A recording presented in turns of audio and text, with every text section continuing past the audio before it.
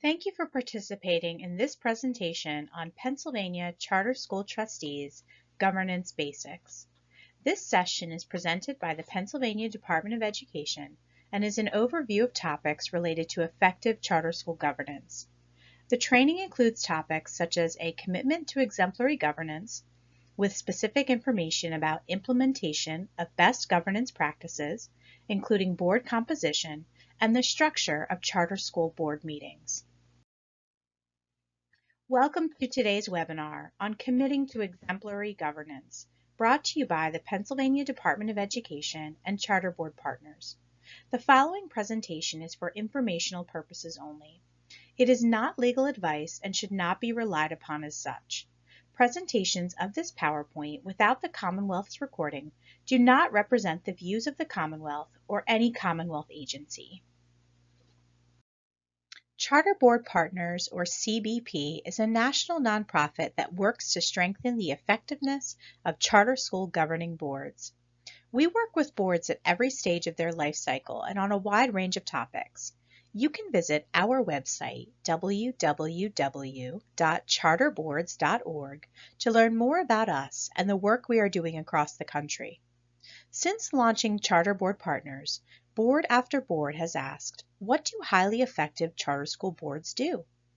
We conducted research on best practices for nonprofit boards and charter schools across the country and built these standards from our findings and experience. These standards are our framework for effective governance. They are meant to be a helpful organizational tool for boards to use when setting goals, creating committees, and evaluating their effectiveness. Today's webinar will focus only on the third standard, but you can read more about all of our standards, follow our blog, and access free resources on the Charter Board's partner website. Today's topic is Standard 3, Commit to Exemplary Governance. The board does this by focusing on two overarching responsibilities: build and maintain a high-functioning and engaged board, and implement governance best practices. Let's spend time on each of these pieces individually. Your first role is to build a board with the talent and commitment you need to accomplish your organizational goals. This entails the following practices. Recruit and maintain a full slate of excellent board members who bring diverse skills, experiences, and perspectives. Elect a board chair who can successfully lead the board and engage all members. Remove disengaged members from the board, and invest in the board's development, providing orientation and ongoing training. Let's explore them one at a time. A strong board begins with the right board member composition. Charter school boards need the right mix of people who bring the skills, perspectives, experiences, and networks the board needs to achieve its goals.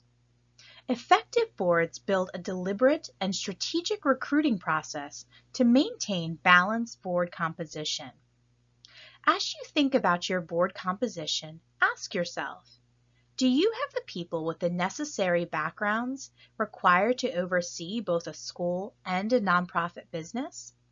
Board member recruitment should be directly aligned with the school's strategic plan and goals. Your board will need different kinds of people on it, depending on what you are trying to achieve.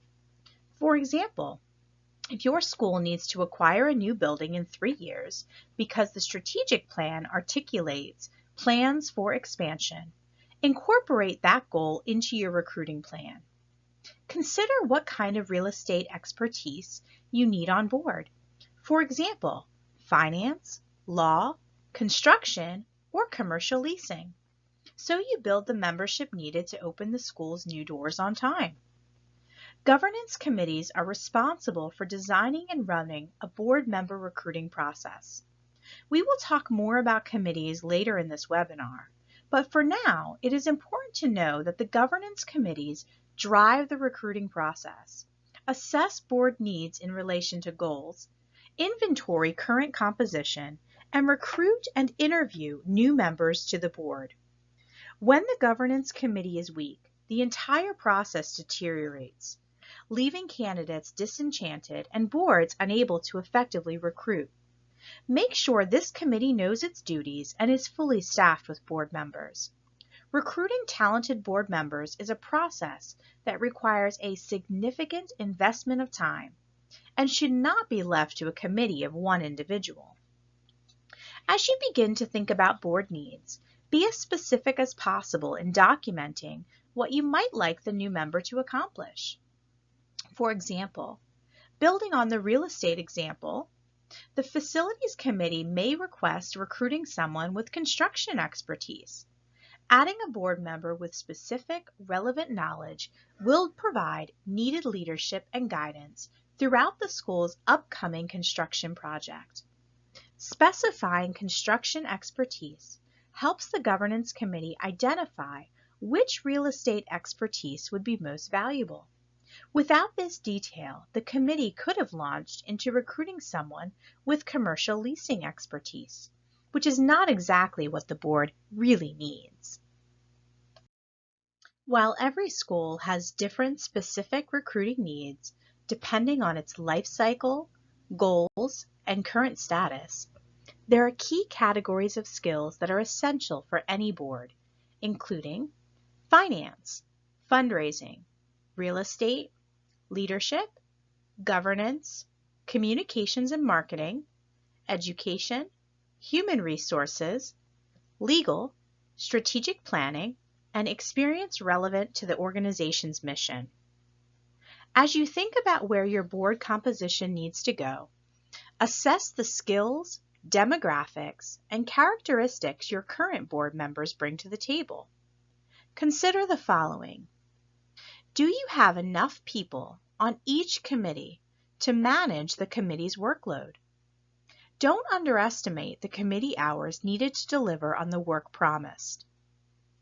Do you have the right mix of skills to accomplish the board's long-term goals? Do you have the right mix of working styles, available time, networks, and personalities for fruitful discussion, delivery of work, and overall leadership? Consider the characteristics boards needs and ask whether you have these individuals with these traits currently serving on your board. Take time to create a thorough board inventory to track current board members' strengths and the characteristics needed in future members to maintain a healthy and effective board. Also, consider board member succession.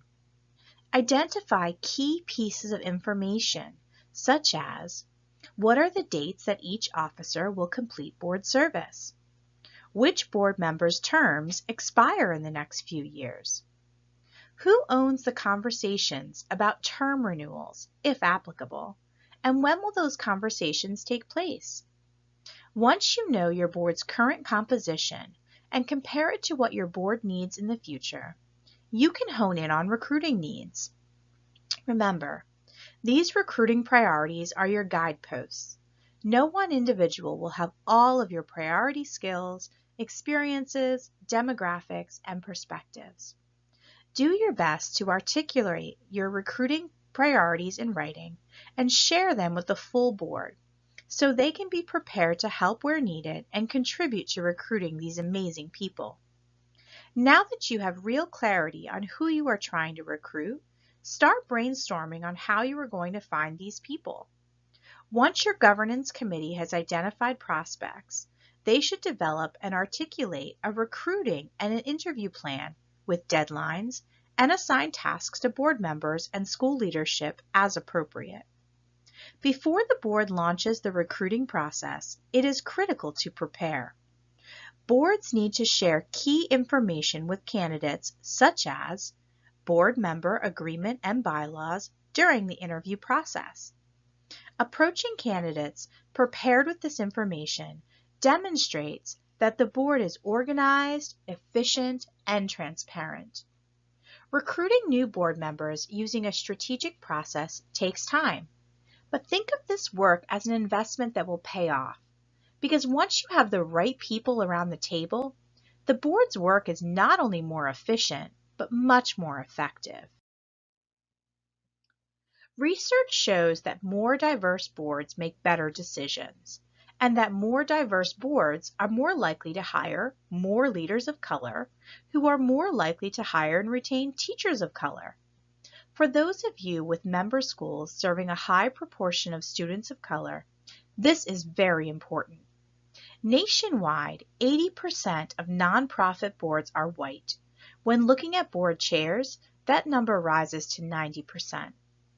Diversity is a big concept that encompasses identities such as race, ethnicity, gender, gender identity, sexual orientation, national origin, socioeconomic background, age, physical ability, religious beliefs, political beliefs, ideologies, and other attributes that make each of us unique. When we talk about board diversity, we mean all of that, plus a complex set of professional skills, experience levels, community ties, and personality traits that make a governing body effective. Charter school boards deal with some pretty thorny issues with serious implications for impact. For example, creating policies around discipline, school dress code, or family engagement, considering a building purchase or a new leader hire, or handling a public relations crisis. These are things that will require a group of people to have some really tough conversations that benefit from a variety of perspectives. Maybe you have heard the expression, a fish never discovers water. Apply it here. If everyone around the table comes from the same lived experiences and backgrounds, it can be hard to see a different idea or a new solution. When diverse perspectives come together to tackle a vexing issue, they are more able to generate the kind of innovative, forward-thinking solutions that today's modern challenges require. Every charter school board should have a full slate of officers at all times to maintain consistent leadership and clarity of roles. Charter school boards may use the familiar board officer structure, board chair, vice chair, treasurer, and secretary, that most nonprofits use. The board chair leads this officer team and leads the full board. Every board must have a strong, well-trained board chair or board president. A charter school board chair coordinates the full board's activities so the board achieves its goals and operates in accordance with its bylaws. The board chair assumes responsibility for the overall functioning of the board. He or she also facilitates board meetings, oversees the work of the committees, and works most closely with the school leader. Often, the board chair also has special authority to do things like sign checks or perhaps approve some contracts. The board chair also plays an extremely important role on the interpersonal side of the board. He or she must be responsive to other board members' views, maintain a collegial atmosphere, manage different personalities and perspectives, and work hard to foster a candid yet trusting relationship with the school leader. The board chair must be a strong communicator and a skilled facilitator. This can take time, sometimes require training, and be frustrating. However, interpersonal dynamics can often make or break a board. Ultimately, the board chair must monitor and nurture positive dynamics by creating an environment in which board members feel engaged, included, respected, and able to make a positive contribution. The board chair also builds a constructive and candid relationship with the school leader. The chair and leader should have weekly check-ins to discuss progress and challenges. The chair is the primary source of support for the leader and ensures that he or she is working well with all of the board members. The chair often oversees the leader's evaluation, although it is important that he or she is engaging the full board in the evaluation process. Serving on a board is a team effort. If someone is not doing their part, it not only impacts the entire group's ability to achieve important goals, it also negatively impacts the overall group culture. If someone is regularly missing meetings, not participating in committee work, or otherwise failing to meet agreements as laid out in the board member agreement, the board chair or governance chair needs to sit down one-on-one with that person and have a commitment conversation. And if the behavior does not change, the board member should be asked to resign. While we hope it does not come to this step, we see far too many boards excusing absentee members because they feel they cannot ask them to step up. They're volunteers, perhaps personal friends or professional colleagues. We would argue that the stakes are just too high to let anyone hold a board seat in name only, and for this reason, disengagement cannot be allowed to persist. Charter school board service is a complex and serious activity for which training is a necessity. Identify opportunities for board members and create an expectation that board members will participate in trainings, read relevant background material, connect with board members at other schools, and attend education-related events to become knowledgeable about charter schools, effective charter school board governance, and academic performance metrics. Onboarding is a process of orienting newly selected board members to the board, with the end goal that every new member feels engaged, ready to effectively contribute his or her skills, and rewarded by the board experience. Boards frequently underestimate the importance of onboarding new members. Instead, new members are carelessly added to board meetings, barely getting an introduction to their new colleagues around the table. New members are often confused about what their role entails, how they fit into the work, and how they can make an impact. The Board Governance Committee is responsible for selecting and onboarding new members, ideally involving the school leader, and they must capitalize on this important opportunity to cultivate and fully utilize new members, strategically engaging them in the work of the board.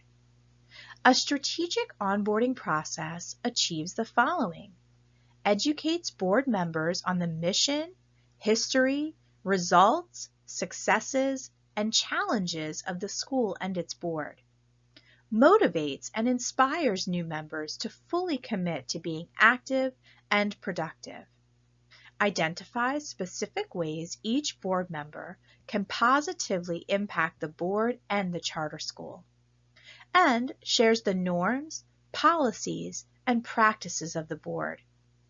Every ongoing board process should include an orientation, and each new member should receive a Board of Trustees manual.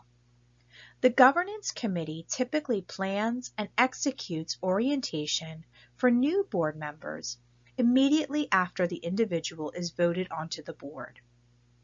This orientation gives new and old board members information they need to be successful and provides the opportunity to begin relationships with other board members, a critical feature of highly effective boards.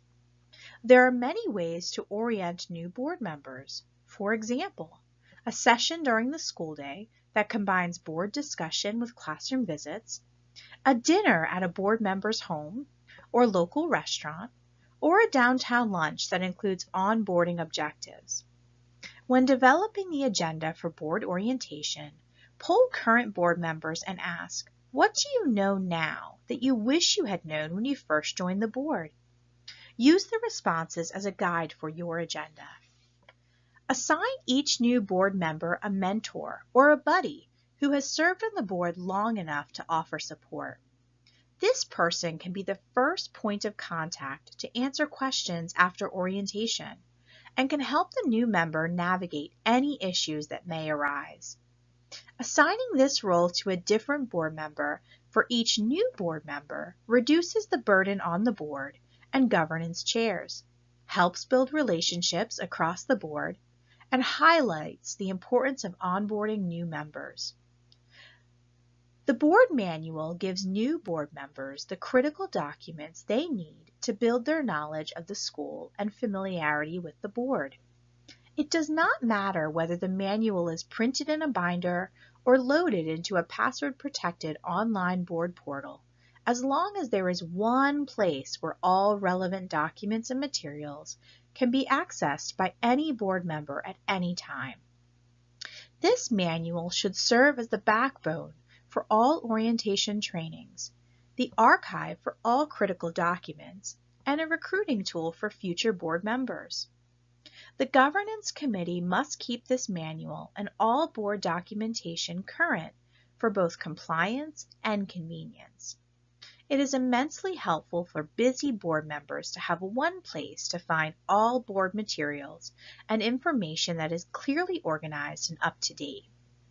Charter school boards are often surprised when the authorizer, the funder, etc., requests certain materials like minutes, contracts, and records, and collecting these documents retroactively is time-consuming and likely frustrating, not to mention out of compliance.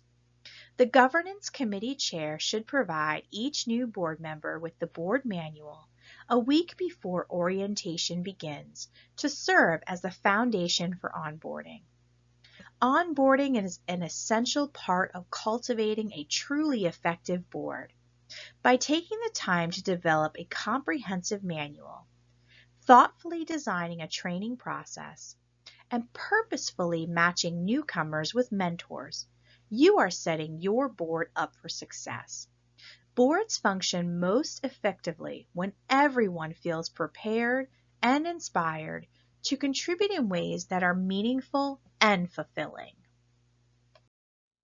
The following governance best practices will be discussed in detail throughout the next portion of this webinar. Adopt job descriptions for the officers, committees, and board members. Require that each board member sign an annual agreement committing to fulfill his or her responsibilities. Hold well-run, regularly scheduled, strategic meetings. Employ a robust committee structure to accomplish board work strategically and efficiently. And assess board performance annually, holding the board accountable for achieving its goals and governing effectively. Adopt job descriptions for the officers, committees, and board members, and ensure that each board member signs an annual agreement committing to his or her responsibilities. Let's talk a bit more about the board member agreement, as this is perhaps the most critical role description every board must have.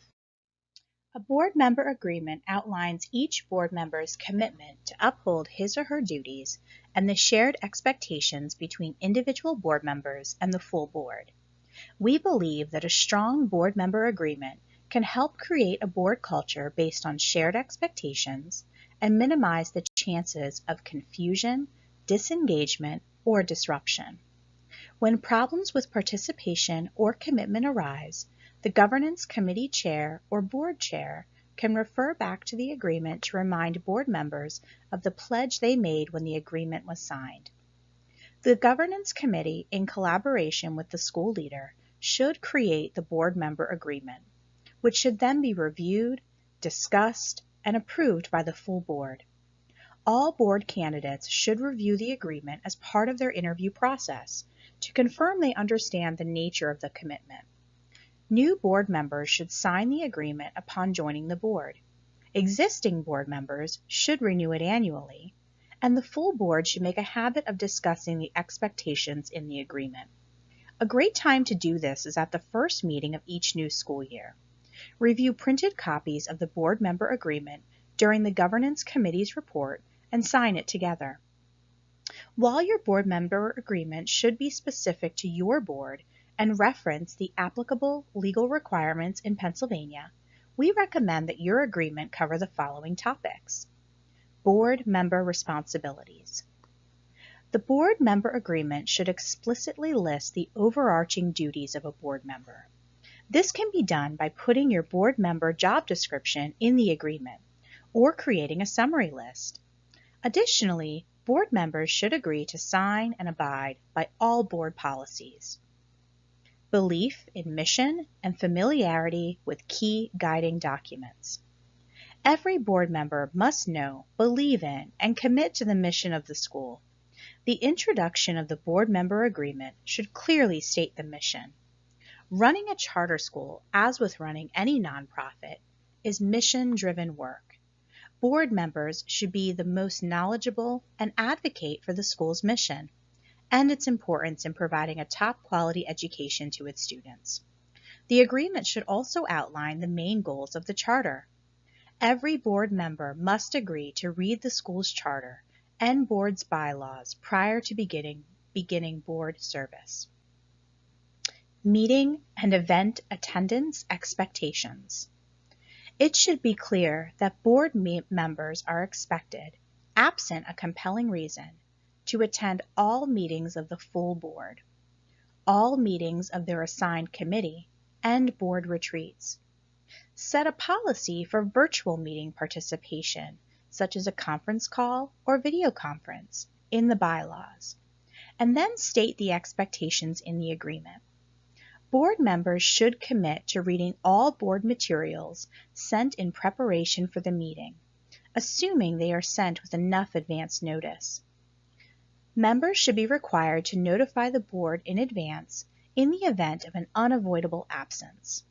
Outline how many absences are considered reasonable, and articulate consequences of a failure to meet this expectation. Many boards request that board members visit the school and attend a school event at least once each year. Make these expectations clear in the agreement, and if possible, provide a school calendar with the agreement. Board members should be encouraged to spend some time in the school to deepen their understanding of the charter school's model, students, faculty, and results.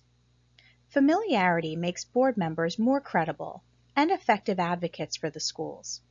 Each board should set its own expectation for how much time board members should spend in the school, and provide board members with a calendar of events, daily schedule, and ideas for opportunities to interact with students, teachers, and the school community. Behavior norms. The governance committee should describe expectations regarding board member behavior in the agreement. Norms may include behaviors such as treating fellow board members, school staff, and school families with respect, acting with integrity at all times, and being responsive and committed. Public charter school boards have significant responsibilities and enormous power, but only a limited amount of face-to-face time together each year in board meetings. We've all walked out of a meeting at some point or another, board or otherwise, regretting that it was a waste of time. It doesn't have to be that way. Great board meetings should be efficient and productive, even inspiring on occasion. But that doesn't happen by accident or happenstance. Before every great board meeting came hours of thoughtful preparation, and after every board meeting comes careful follow-through. During a great board meeting, board members, following a strong and clear agenda, engage in well-facilitated, action-oriented discussions on important strategic issues that affect the direction and success of the school. Consider these elements as we reflect upon holding well-run meetings: frequency, length, scheduling, planning, execution, and evaluation. How often your board meets depends on a number of factors: what the board has to accomplish, the board's goals for the year, the likelihood that timely and time-sensitive matters will arise, and how active and effective committees are. Many charter schools meet monthly. Some meet as a full board every other month. A few meet even less often. Generally speaking, a board with active, engaged, and effective committees that set ambitious goals and meet often enough to achieve them and move the work of the board forward can meet less frequently as a whole board. However, it is important not to err on the side of meeting too infrequently. Charter school boards are stewarding millions of dollars in public funding. 2 hours is a typical board meeting duration. Shorter meetings call into question whether it is worth gathering the board in person and make it difficult to hear substantive reports from the school leader and committee chairs, and also thoroughly discuss the strategic issues on the agenda. Longer meetings rarely hold much payoff, although certainly when complicated or pressing issues are on the agenda, sometimes a longer meeting is necessary. And board members often find it difficult to regularly commit to longer than 2 hours given other commitments. Probably the worst case scenario is when meetings run chronically over time. Better to call a meeting for 3 hours if the agenda and the urgency of the matters at hand call for more time than to call for a meeting for 2 hours and run 30 minutes over.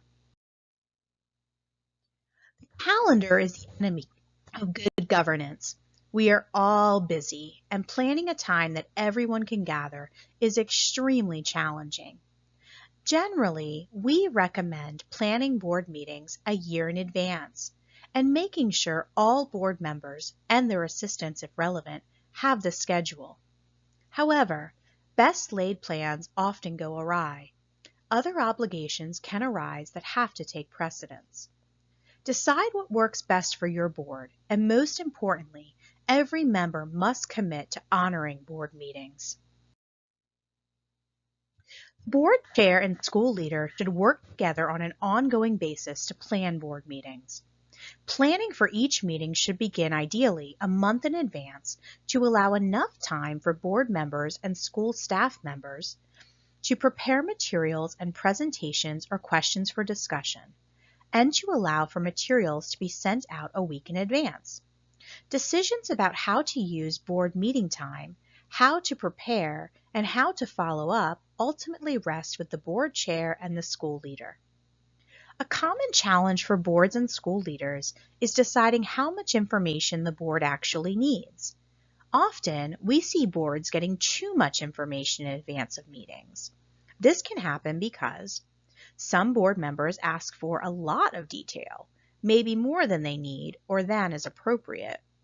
Out of habit, caution, or lack of guidance, staff members or board members themselves decide to over-provide information to cover all bases, or to avoid taking the time to sort through and sum up or edit out unnecessary information. The result? Hundreds of pages of information, sometimes poorly organized or not tied specifically to current board decisions, are sent to the board.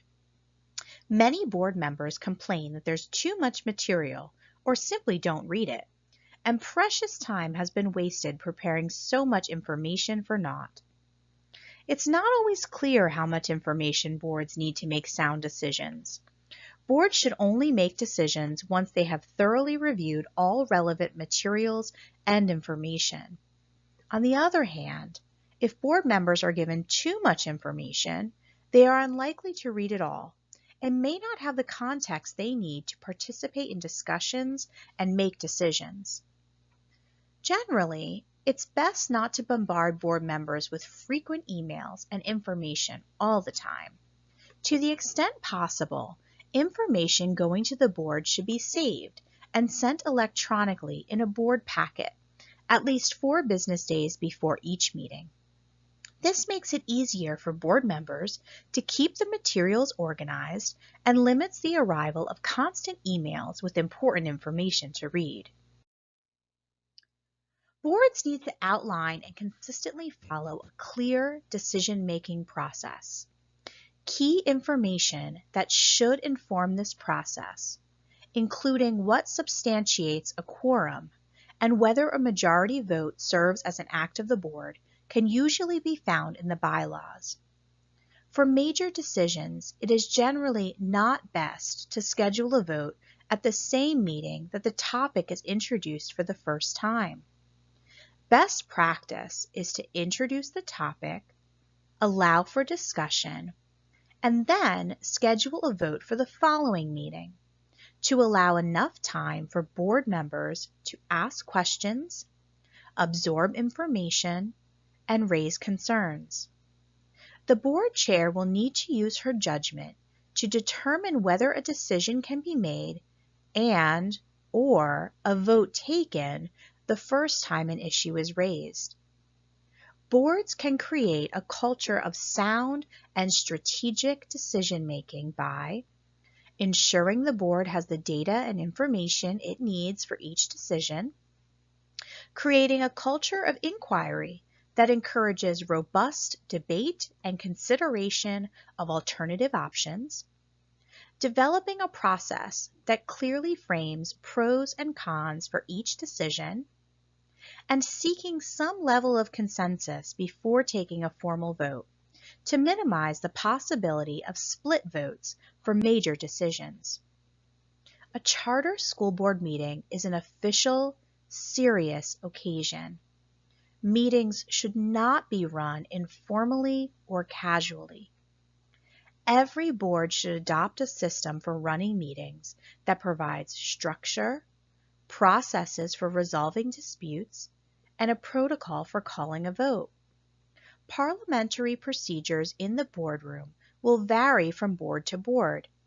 Increasingly, boards find that the traditional Robert's Rules of Order, first developed to manage governance by very large boards, are no longer practical in every boardroom. Instead, some boards are using the less wieldy boardroom procedures from sources like the American Bar Association or Roberta's Rules of Order. Board minutes are absolutely essential and, in fact, typically required by law, the authorizer, or both. Make the most of your board meeting time. You will get more work done, deepen engagement and commitment among your board members, and help the board and school achieve their goals. It takes planning, thought, and skill to prepare for and run an effective board meeting. Make sure your board is working in that direction. It's one of the most important things your board can do. Board committees are your divide and conquer strategy for getting the work done. In fact, most board work should happen in committees and not around the board table. Committees dive deeply into specialized areas, drive strategic work forward, and bring recommendations back to the full board for discussion and decision. Every board member should serve on at least one committee. Usually, the committees are staffed by the school leader and other school leadership team members as applicable. For example, your school's finance director or business manager will staff your finance committee. If your bylaws permit, you may use volunteers who are non-voting board members to also help staff these committees. This is a great way to engage talent who may not have time for a full board seat. It is also an effective recruiting tool for future board members. Board committees meet at least once between every board meeting and submit committee minutes to the full board to communicate progress.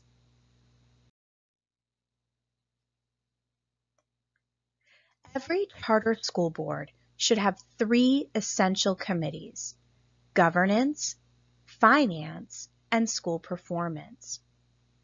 In some ways, the governance committee is the most influential committee on the board, as it is responsible for maintaining proper board composition and ensuring that the board governs effectively. This committee drives a comprehensive board self-assessment process, fosters the development of new and existing board members, manages board member recruitment, and nominates candidates for officer positions. The Governance Committee holds itself accountable for the following: monitoring and maintaining board-wide adherence to governance best practices, onboarding and training new and existing board members, and overseeing the board goal-setting process. The Finance Committee oversees the school's budget and asset management.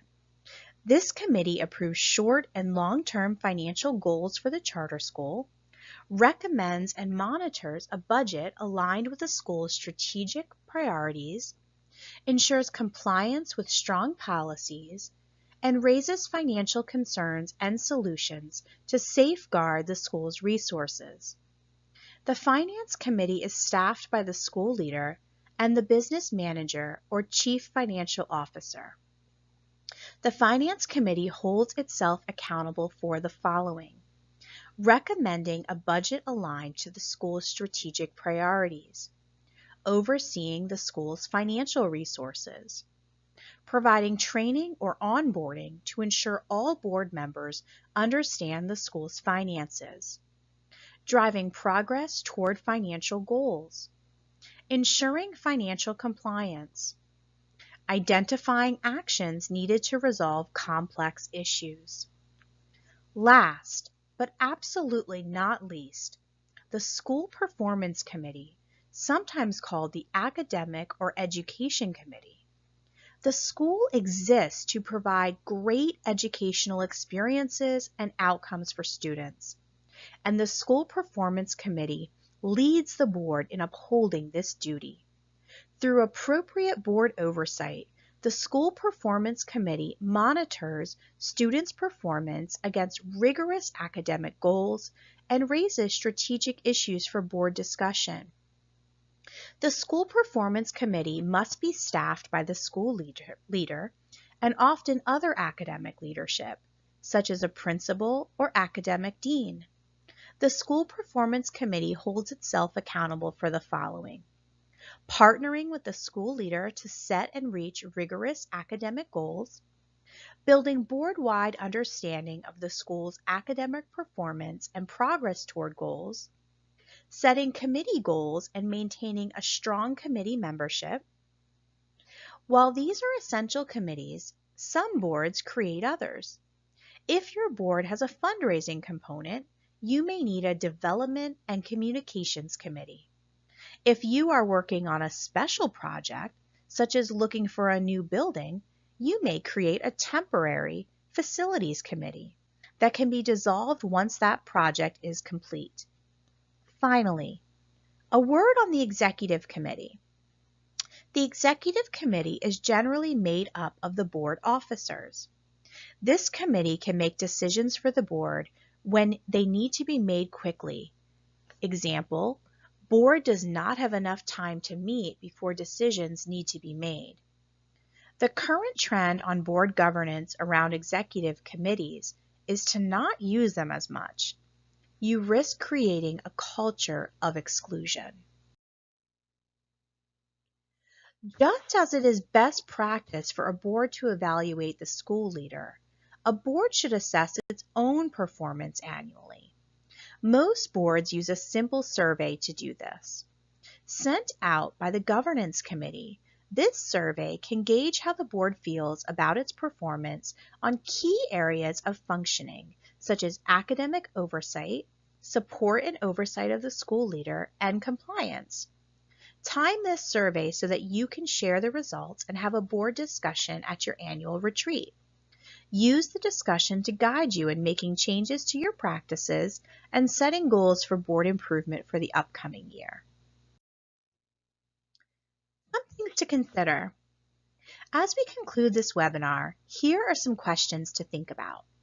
I encourage you to take these back to your board and discuss areas for improvement.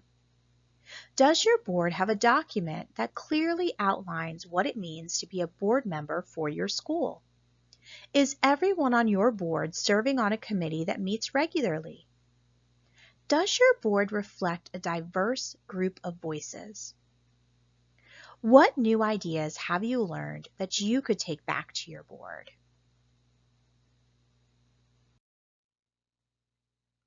Thank you for taking the time to listen to this webinar.